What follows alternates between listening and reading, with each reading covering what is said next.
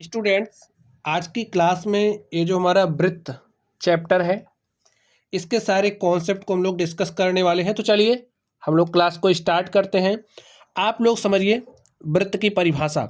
आपके पास कोई बिंदु है, ये जो फिक्स, इस बिंदु को आपने फिक्स किया यहीं पर, ठीक है। और आपने कोई भी दूरी लेकर के, ये जो बिंदु है यहाँ पर कोई दूरी लेकर के ऐसे एक पथ बना दिया है। ये जो आपकी आकृति बनी, ये क्या है? वृत्त है। देखिए, ये जो आपका निश्चित बिंदु था, ये निश्चित बिंदु क्या कहलाता है? वृत्त का केंद्र कहलाता है।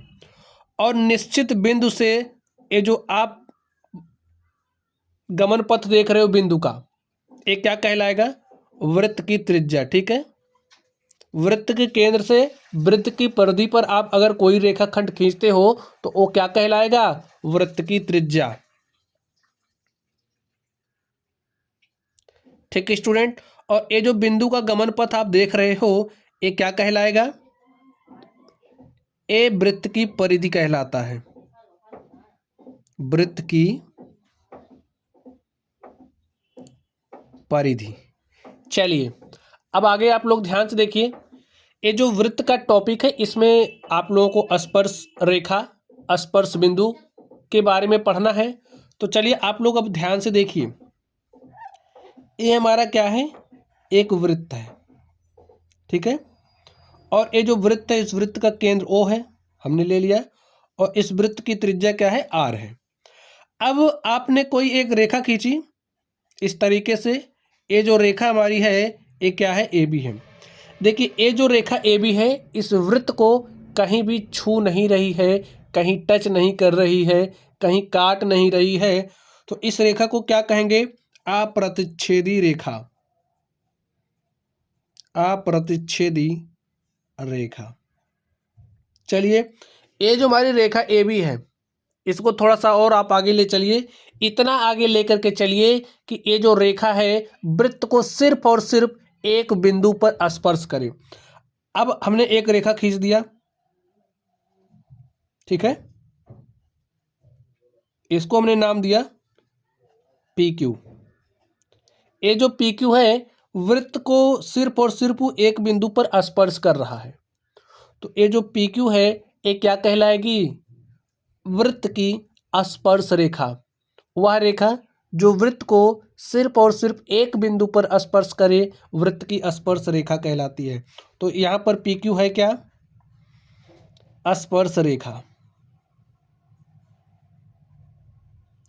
और यहाँ पर ये जो रेखा PQ है, स्पर्श रेखा PQ, वृत्त को जिस बिंदु पर स्पर्श करती है वो बिंदु क्या कहलाता है? स्पर्श बिंदु। तो R ये क्या है? यहाँ पर स्पर्श बिंदु। आगे ध्यान से देखिए। अब ये जो आपकी स्पर्श रेखा PQ है, हमने इसको थोड़ा सा और अंदर भेजा। देखिए, आपने इसको थोड़ा सा और अंदर लेकर के आए तो कुछ इस तरीके से आपको मिलेगा, ठीक है। इसको हम कोई दूसरी रेखा नाम दे रहे हैं। इसको हमने नाम दिया C व D। ये जो हमारी C और D रेखा है, आप लोग देख रहे हैं वृत्त को दो बिंदुओं पर क्या कर रहा है? प्रतिच्छेद कर रहा है। वह रेखा जो वृत्त को दो बिंदु पर प्रतिच्छेद करती है, वृत्त की छेदक रेखा कहलाती है।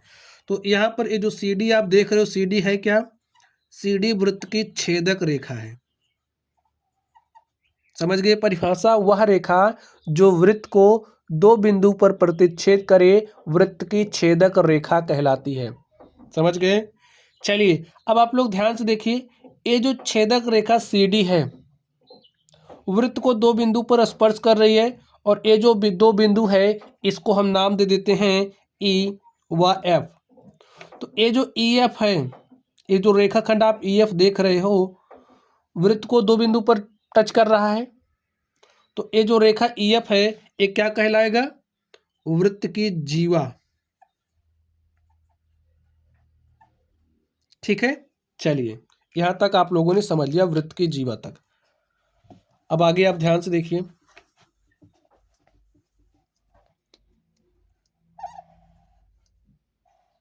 ये आपका वृत्त है, ये आपकी क्या हो गई?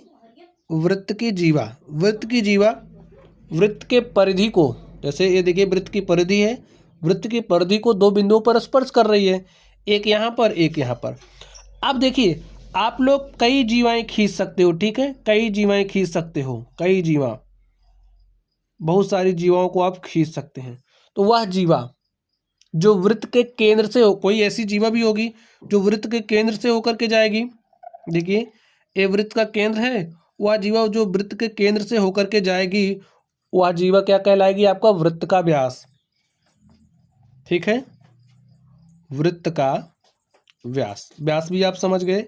अब आप लोग ध्यान से देखिए, वृत्त के केंद्र से परिधि के बीच की जो दूरी होती है, जैसे आपने वृत्त के केंद्र से परिधि पर कोई रेखा खींची तो क्या होती है, वृत्त की त्रिज्या। अब ए भी क्या होगी, वृत्त की त्रिज्या, और ए भी क्या होगी, वृत्त की त्रिज्या। इतनी दूरी आपकी आर है, इतनी भी दूरी आपकी आर है, तो यहाँ से अगर आप डी, जो आपका वृत्त का व्यास है डी, निकालना चाहते हैं, क्या हो जाएगा, आर प्लस आर यानी कि 2r के। और अगर आपको वृत्त का व्यास दिया है तो त्रिज्या आप लोग निकाल सकते हैं। कैसे, देखिए दो यहाँ पर गुणे के साथ है, यहाँ आएगा भाग के साथ, तो वृत्त की त्रिज्या r इज इक्वल टू होती है d/2। अगर आपको त्रिज्या दी गई है तो आप लोग व्यास निकाल सकते हैं। तो बात समझ गए। चलिए अब हम लोग आगे बात करते हैं, ध्यान से देखिए। ए हमारा क्या है, एक वृत्त है, ठीक है। ए क्या हो गई, वृत्त की स्पर्श रेखा, वह रेखा जो वृत्त को सिर्फ और सिर्फ एक बिंदु पर स्पर्श करे, वृत्त की स्पर्श रेखा कहलाती है। तो ए हमारी रेखा क्या है, ए बी है, वृत्त को बिंदु सी पर स्पर्श कर रही है, तो ए बिंदु सी क्या कहलाएगा, स्पर्श बिंदु। बिंदु सी क्या कहलाएगा, स्पर्श बिंदु। रेखा क्या कहलाएगी, ये भी स्पर्श रेखा। अब आगे आप लोग ध्यान से देखिए, ए क्या है, वृत्त का केंद्र है। स्पर्श बिंदु से होकर के जाने वाली जो वृत्त की त्रिज्या होगी, जैसे स्पर्श जो बिंदु है, स्पर्श बिंदु से होकर के जाने वाली वृत्त की त्रिज्या स्पर्श रेखा पर क्या होती है, लंब होती है। इंपॉर्टेंट कॉन्सेप्ट है, इस बात को अपनी खोपड़ी में आप घुसा लीजिए, इससे संबंधित क्वेश्चंस आपके एग्जाम में पूछे जाते हैं। वृत्त की त्रिज्या स्पर्श बिंदु पर लंब होती है, ठीक है। चलिए अब आगे आप लोग ध्यान से देखिए, नेक्स्ट कॉन्सेप्ट आप समझिए। आपके पास कोई वृत्त है इस तरीके से, और ये जो वृत्त है, वृत्त की स्पर्श रेखाएं हैं, समझिए वृत्त की स्पर्श रेखा क्या हो गई, एपी हो गई। कोई दूसरी आपके पास स्पर्श रेखा है, और ये जो स्पर्श रेखा है इसको हमने नाम दिया बीपी, ठीक है। ये रेखाएं, कोई दूसरा नाम दे दीजिए। ये समझिए हमारी क्या हो गई, ए बी हो गई स्पर्श रेखा। कोई दूसरी स्पर्श रेखा हमारे पास सी डी हो गई। ये जो स्पर्श रेखा ए बी व सी डी है, वृत्त को किसी बाह्य बिंदु पर जब स्पर्श करे तो क्या होता है,